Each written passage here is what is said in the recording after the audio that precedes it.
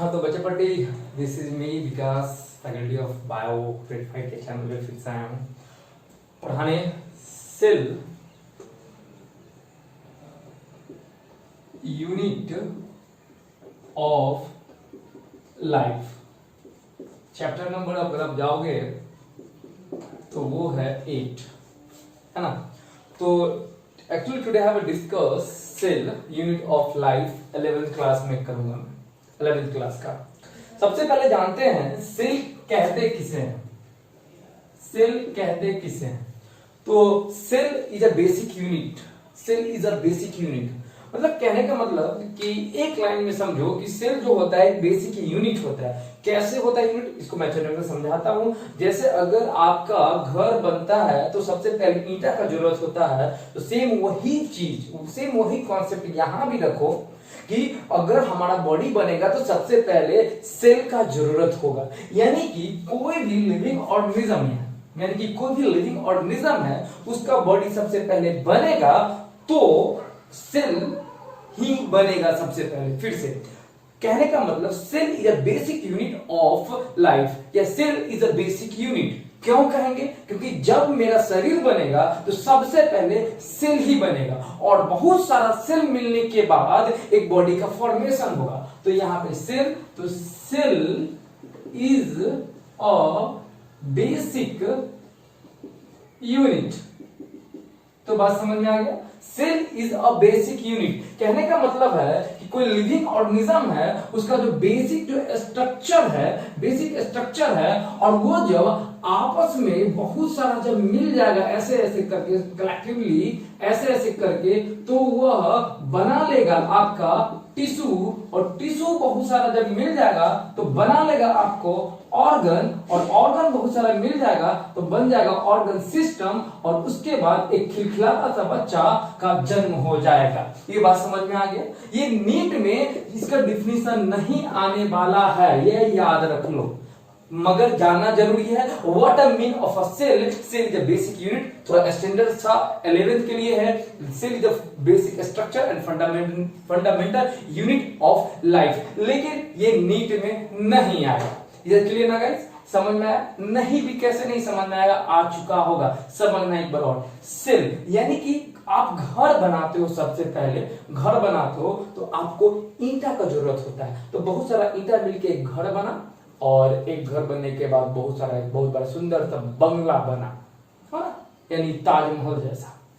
तो कहने का मतलब है कि वैसे ही हमारा बॉडी जब बनता है तो सबसे पहले सेल बनता है, और बहुत सारे सेल मिलने के बाद समाज डायरेक्ट बॉडी का फॉर्मेशन होता है। ये नीट में नहीं आएगा। आएगा क्या मेरे भाई? आएगा क्या, उस पे चलते हैं। सबसे पहले हम चलेंगे सेल थ्योरी पे। लिखना चाहो तो लिख सकते हो, स्क्रीनशॉट आप ले सकते हो, ले लो सेकंड भर के लिए कि cell is a basic unit. और यहां पे समझ जाओ कि बहुत सारा, जब एक सेल है, बहुत सारे एक मिला तो टिश्यू, टिश्यू मिला तो ऑर्गन, और ऑर्गन मिला तो ऑर्गन सिस्टम। लेकिन ये नीट में नहीं आएगा, हल्का सा जानने लायक है। अब चलेंगे हम भाई कि सेल थ्योरी पे। सबसे पहले कौन सेल थ्योरी पे बोले, फिर नेक्स्ट टाइम कौन बोले, ऐसे समझो कि सबसे पहले इस दुनिया में कौन आया, होता है ऐसा क्वेश्चन, उसी टाइप से है सेल थ्योरी। सेल थ्योरी पे हम चलेंगे, इस पे चलेंगे भाई लोग। सेल थ्योरी, सेल थ्योरी सबसे पहले डिस्कवर करने का श्रेय जाता है रॉबर्ट भाई साहब को, लेकिन 11th क्लास में नहीं दिया हुआ है कि सबसे पहले सेल का जो डिस्कवर किए थे रॉबर्ट भाई साहब है, उसको थोड़ा इग्नोर कर सकते हो। लेकिन 1838 में एक भाई साहब थे जिनका नाम था, और एक और भाई साहब थे 1839 में ही जिनका नाम था, यहां पे नाम बता देता हूं, स्वैन।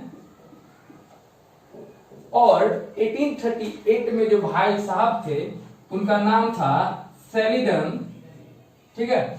यानी कि 1838 में और 1839 में स्वैन भाई साहब ने बोला, दोनों एक चीज बोले, इसीलिए हम दोनों को एक साथ हम ऐड कर रहे हैं। बस समझ में आ रहा? 1839 में स्वैन भाई साहब ने बोला कि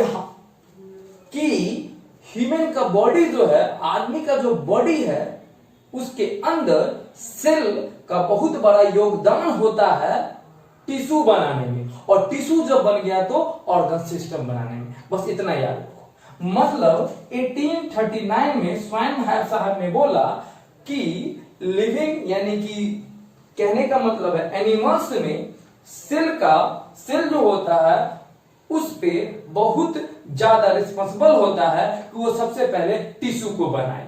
यानी कि टिश्यू जो बन रहा है किससे बन के आ रहा है? सेल से बन के आ रहा है। ये कौन भाई साहब बोले? स्वाइन भाई साहब बोले। किसके बारे में बोले? एनिमल्स के बारे में बोले। इतना थोड़ा याद रख लीजिएगा, नीट में नहीं आता है तो भी जान लीजिए एनसीईआरटी में सन क्या है। और सेल्डन भाई साहब भी सेम बात बोले।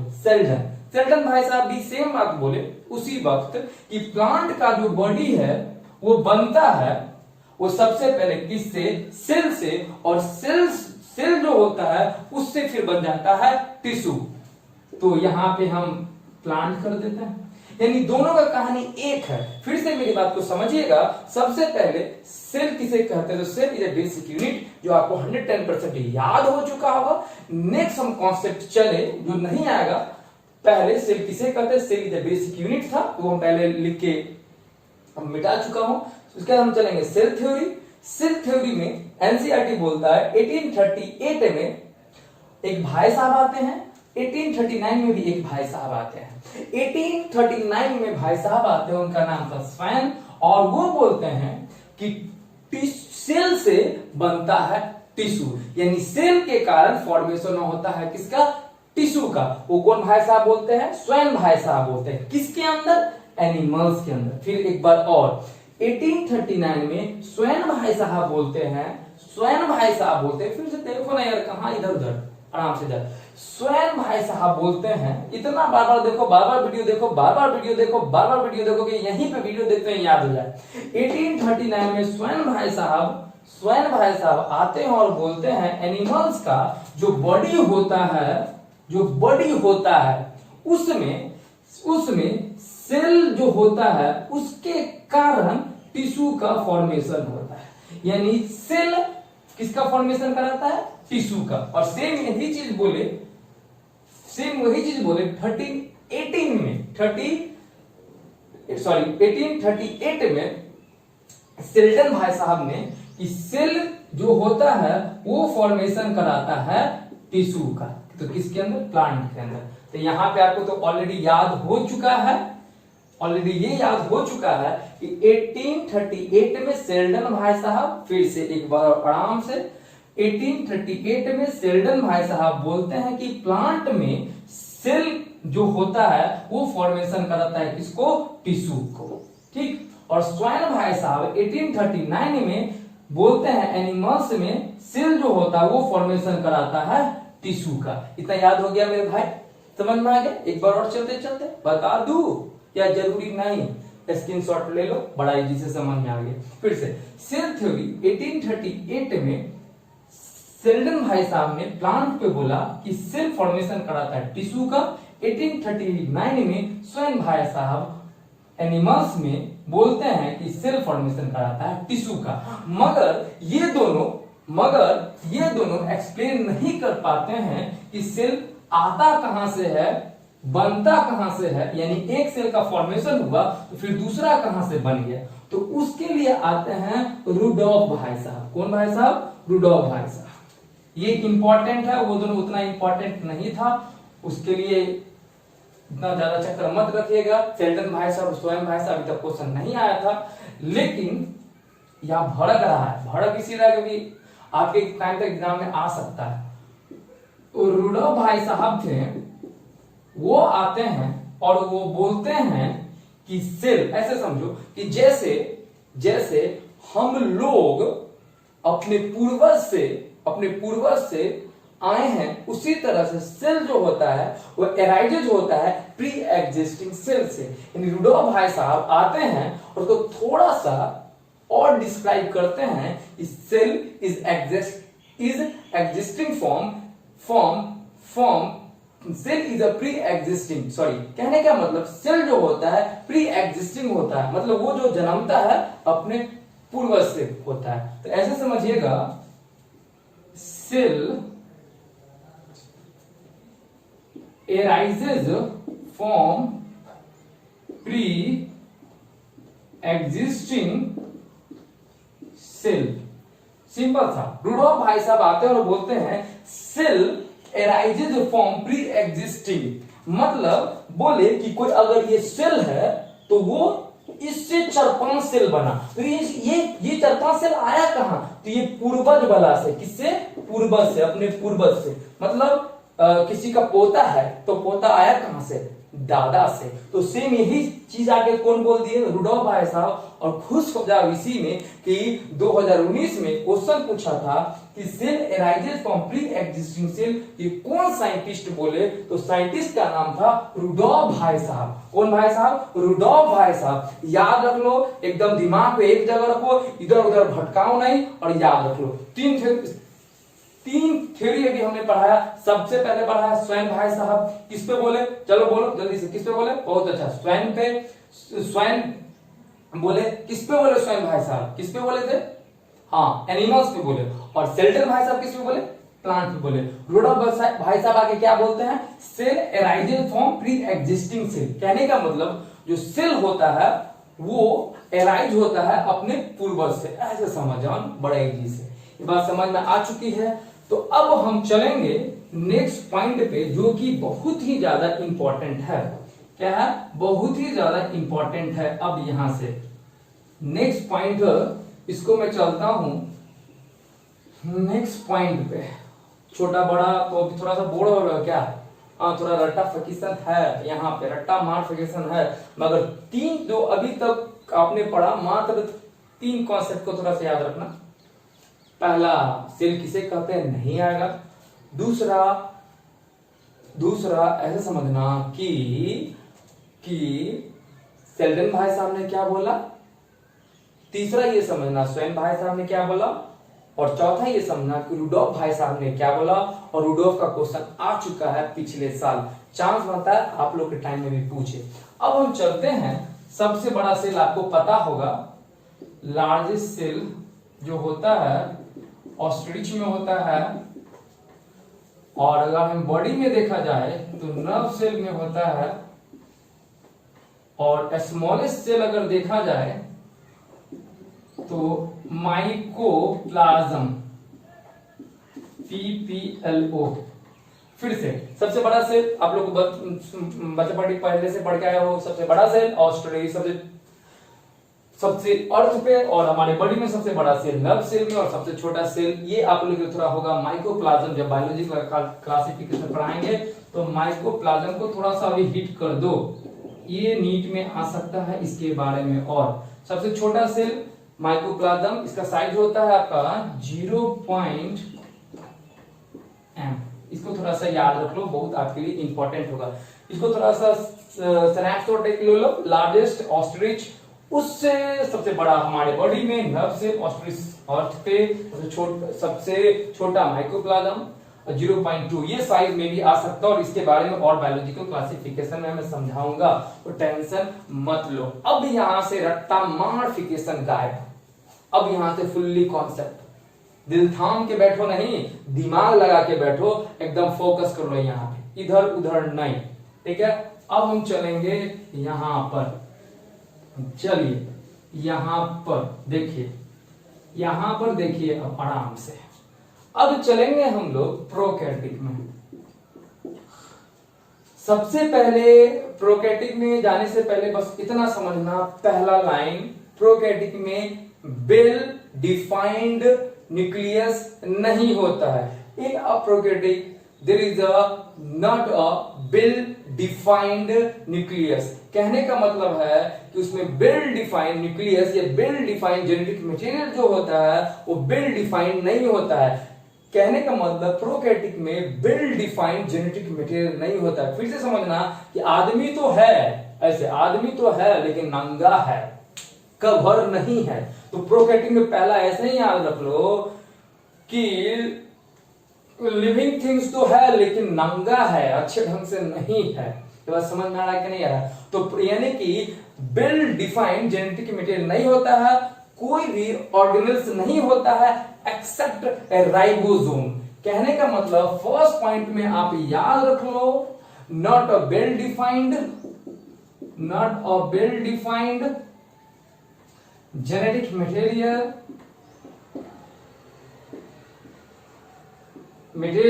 दूसरा याद रख लो कि ऑर्गेनल्स नहीं होते हैं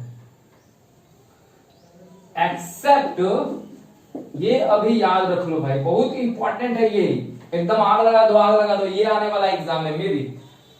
प्रोकैरियोटिक में पहला पॉइंट याद रख लो कि वेल डिफाइंड जेनेटिक मटेरियल नहीं होता है। प्रोकैरियोटिक में याद रख लो, याद रख लो, याद रख लो, वेल डिफाइंड जेनेटिक मटेरियल नहीं होता, और यहीं से सारा कॉन्सेप्ट स्टार्ट होगा जब फिगर जाएगा तो। और दूसरा, ऑर्गेनल्स नहीं होता है एक्सेप्ट, कोई भी ऑर्गेनल्स नहीं होता है, जैसे माइटोकॉन्ड्रिया पढ़े होंगे यार, जैसे कभी सुना होगा प्लास्टिड, जैसे कभी सुना होगा ईयर, कभी सुना होगा गोल्गी बॉडीज, कभी सुना होगा आप अलग अलग चीज सुना है ये सब ना, तो वो सब चीज नहीं होगा, यानी लाइसोसोम नहीं होगा, यानी प्रोकैरियोटिक में कुछ भी नहीं होगा, बस एक छोड़ के, जैसे तेरे पास क्या है, मेरे पास ये है, वो है, ऐसा है, तो प्रोकैरियोटिक बोलेगा मेरे पास बस राइबोसोम है।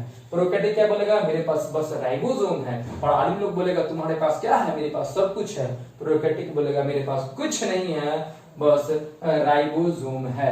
यानी प्रोकैरियोटिक में दो चीज बहुत ज्यादा इंपॉर्टेंट है, और इसी पे पूरा कहानी फिट है, अभी हम बताने वाले हैं। और एनसीईआरटी एक दो पेज खट खट गायब हो जाएगा, देखते रहना वैसे ही कि वेल डिफाइंड जेनेटिक मटेरियल नहीं होता है। दूसरा हमने बताया कि ऑर्गेनल्स नहीं होता है एक्सेप्ट राइबोसोम।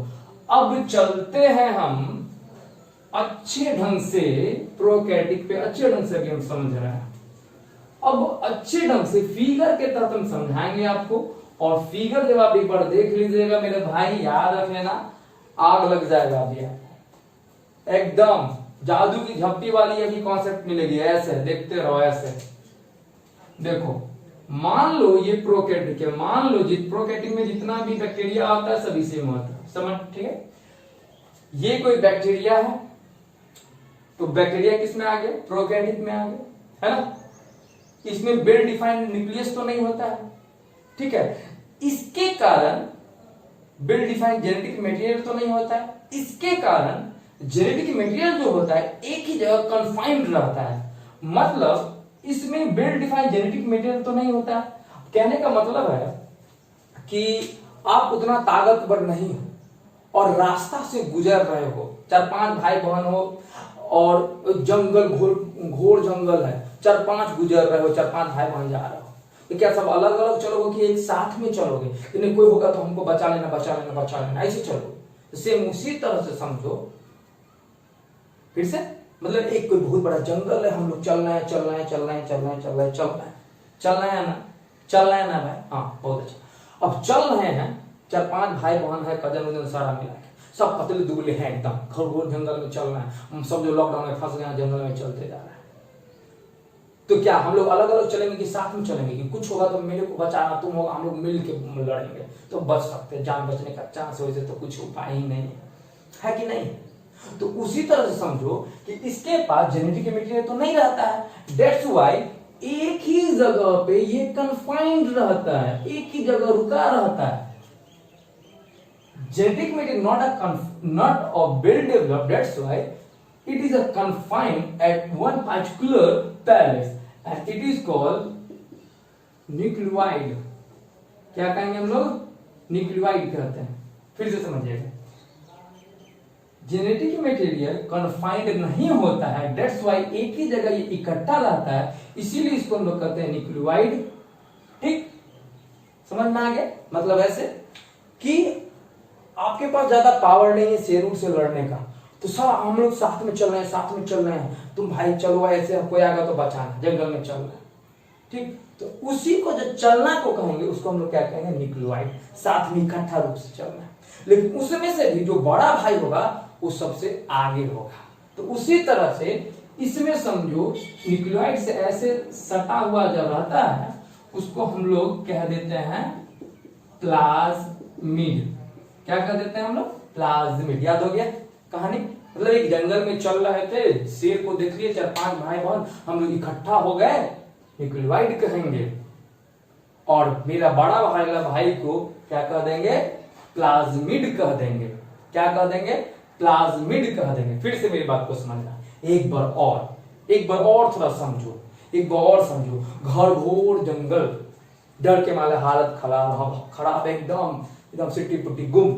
हम चल रहे हैं, अलग अलग चलेंगे या साथ में उसी चलना को कहेंगे न्यूक्लियोइड। मतलब genetic material is not a well defined that it is a confirmed at a particular one palace, it is called nucleoid. और न्यूक्लियोइड से जो अटैच रहता है सर्कुलर गोला जैसा, उसी को हम लोग कहते हैं प्लाज्मिड। आपको न्यूक्लियोइड में जीनोम भी बोलता होगा, तो जीनोम भी हम लोग बोल सकते हैं, न्यूक्लियोइड को जीनोम भी है तो बोल सकते हैं। कोई दिक्कत समझ में आ गया, उतना कन्फ्यूजन नहीं लगी। अब सर्कुलर जो रहता है, सर्कुलर जो डीएनए मतलब कहने का सर्कुलर स्ट्रक्चर जो रहता है उसको हम लोग कहते हैं प्लाज्मिड। यानी न्यूक्लियोइड से जो ऐसे जो सर्कुलर में जुड़ा हुआ उसको हम लोग क्या कहते हैं, प्लाज्मिड। इसका क्या काम होता है, तो अभी हमने आपको बताया ना भाई कि जंगल में हम लोग चल रहे हैं, तो आगे कौन है, बड़ा वाला भाई। आगे कौन है, बड़ा वाला भाई रुका हुआ है ना, कोई आगे तो प्रोटेक्शन करेंगे। तो सेम इसी तरह से प्लाज्मिड जो होता है वो प्रोटेक्शन में काम करता है। किसमें काम करता है, प्रोटेक्शन में, यानी कि एंटीबायोटिक टाइप का, यानी कि ये प्रोटेक्शन प्रोवाइड करता है। क्या काम करेगा आपका, प्रोटेक्शन प्रोवाइड करेगा। कैसा करेगा, कैसे करता है, एंटीबायोटिक यहां हम डाल देते हैं। ठीक है, तो दो चीज आपको ऑलरेडी याद हो चुका होगा। पहला जो कन्फाइंड है, आप घनघोर रास्ता से सब मिलके जब चल रहे हो तो न्यूक्लियोइड कहेंगे, और बड़े वाले भैया जो गोला करके सबसे आगे हैं उसको प्लाज्मिड कहेंगे। और तो बड़े भैया प्रोटेक्शन प्रोवाइड करता है, हाँ, तो प्रोटेक्शन का काम करेंगे कैसे, एंटीबायोटिक के रूप से। कोई भी अटैक करेगा तो प्लाज्मिड इसको बचाएगा। अब आगे चलेंगे। प्रोकैरियोटिक में एक स्पेशल एक स्ट्रक्चर होता है जिसको कवर करके चारों तरफ से ऐसे मान लो कि रहता है, जिसको हम लोग मेसोसोम कहते हैं। क्या कहेंगे भाई, मेसोसोम। क्या कहेंगे हम लोग, फिर से इसको हम लोग क्या कहेंगे, मेसोसोम कहते हैं। और मेसोसोम का क्या काम, एक क्लोज में याद रख लो, जो माइटोकॉन्ड्रिया का काम, एनर्जी। क्यों, इसमें तो माइटोकॉन्ड्रिया तो है नहीं, हमने पहले ना बताया है भाई कि कोई भी ऑर्गेनल्स नहीं होगा एक्सेप्ट राइबोसोम। तो मेसोसोम यानी special structure in a prokaryotic is called a mesosome which is help in a releasing ATP। ये बात समझ में आ गया कि नहीं आ गया। कहने का मतलब है कि मेसोसोम के द्वारा एटीपी के फॉर्म में एनर्जी प्रोवाइड किया जाता है। Mesosome provide energy in form of ATP. तो यहां पे हम एनर्जी डाल देते हैं, और किसके फॉर्म में भाई, एटीपी के फॉर्म में। ये समझ में आ गया। अब आगे चलेंगे। अब यहां पे अलग अलग पिगमेंट होता है। क्या होता है बुआ, पिगमेंट। क्या होता है, पिगमेंट। उस पिगमेंट को हम लोग कहते हैं, यहां पे चलो लिख देते हैं कि केमेटोफोर्स। उस पिगमेंट को हम लोग क्या कहेंगे, केमेटोफोर्स। फिर से एक बार और, इसमें पिगमेंट होगा तो पिगमेंट जो कलर देने में होता है, तो उस पिगमेंट को क्या कहेंगे हम लोग, केमेटोफोर कहेंगे। क्या कहेंगे हम लोग, केमेटोफोर। और ये नीट में क्वेश्चन आ चुका है, ये हम 2-3 पेज का हम डायरेक्ट आपको समझा रहे हैं, समझिएगा। डायरेक्ट हम समझा रहे हैं, समझिएगा। फिर से एक बार और, स्पेशल स्ट्रक्चर है उसको मेसोसोम कहेंगे हम लोग। और मेसोसोम एनर्जी प्रोवाइड करता है एटीपी के फॉर्म में, और जो पिगमेंट होता है उसको हम लोग केमेटोफोर कहते हैं। समझ में आ गया। और केमेटोफोर जो होता है वो पार्टिकुलर 2 टाइप का होता है, पॉजिटिव और निगेटिव। पॉजिटिव और निगेटिव। केमेटोफोर कितने टाइप का होता है, chromatophore divided in two parts. First positive और दूसरा निगेटिव। कब कहेंगे पॉजिटिव, कब कहेंगे निगेटिव, जब एस्ट्रेन नहीं लेगा तो उसको निगेटिव कहेंगे, जब एस्ट्रेन को जब वो लेगा तो उसको पॉजिटिव कहेंगे। यानी ग्राम और मतलब इसको हम लोग कहेंगे पॉजिटिव और निगेटिव। ये बात समझ में आ गया। फिर से केमेटोफोर कितने टाइप का है, 2 टाइप का, पॉजिटिव और निगेटिव। किसके आधार पे, जब एस्ट्रेन लेगा, एस्ट्रेन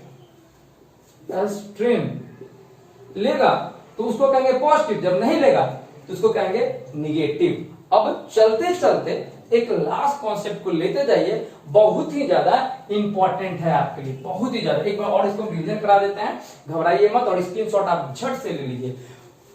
फिर से ये प्रोकैरियोट का पिक्चर है भाई मेरे, है ना, एकदम एक फिगर है, प्रोकैरियोट को समझ जाओ मेरे भाई, फिगर है, ये फिगर है, ठीक है। इसमें जेनेटिक मटेरियल जो होता है वेल डिफाइंड नहीं होता है, इसीलिए इकट्ठा होता है एक जगह, उसको न्यूक्लियोइड कहेंगे, और आगे वाला जो सर्कुलर शेप है उसको प्लाज्मिड कहते हैं। ये बस समझ में आ गया। Genetic material not a well defined, that's why it is confined on a particular one palace, is called a nucleoid, or there is a small circular DNA. A small circular DNA is called a plasmid. A small circular DNA is called a plasmid. A special type of structure only present in a prokaryotic is called a mesosome. Is called a mesosome, which is provide energy in form of ATP. Is that clear, guys? मैं इसको repeat करा रहा हूँ, that's why Hindi नहीं बता रहा हूँ। अब चलेंगे, there are also a pigment name is called chromatophores. Chromatophores या क्रोमैटोफोर्स भी कहते हैं, चलेगा, लेकिन यहाँ पे क्रोमैटोफोर्स ही हम बोल रहे हैं। क्रोमैटोफोर्स यानी कि special type of pigment is present, is called chromatophores, and it is divided in two parts, positive and negative on the basis of stain. जब एस्ट्रेन को लेगा तो उसको कहेंगे पॉजिटिव, जब नहीं लेगा तो नेगेटिव। अब हम लास्ट कॉन्सेप्ट की तरफ हम अब चल रहे हैं।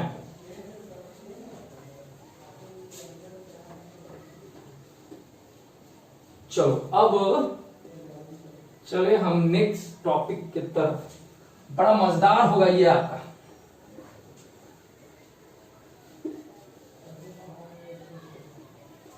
देखिए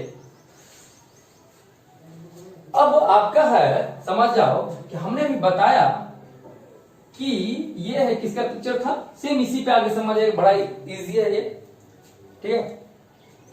ये आपका बैक्टीरिया है, उसमें 3 कवरिंग लेयर होते हैं,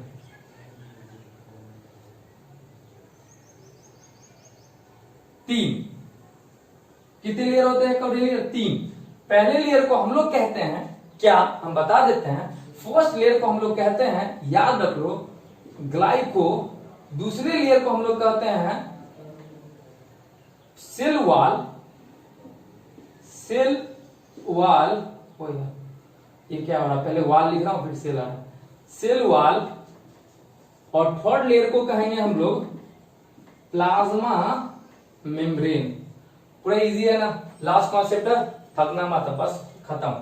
यानी कि if there are 3 covering layer in a prokaryotic, first layer is called a glyco, second layer cell wall, और third one layer is called a plasma membrane.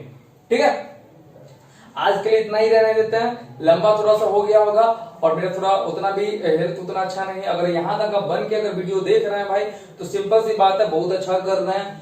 10th में है तो भी देखिए लॉकडाउन में क्या पड़ेगा, जो स्कूल में आप लोग जो टाइम जो देते थे पहले आप नहीं दे रहे, तो यही आप पढ़ लो, इज बेटर फॉर यू।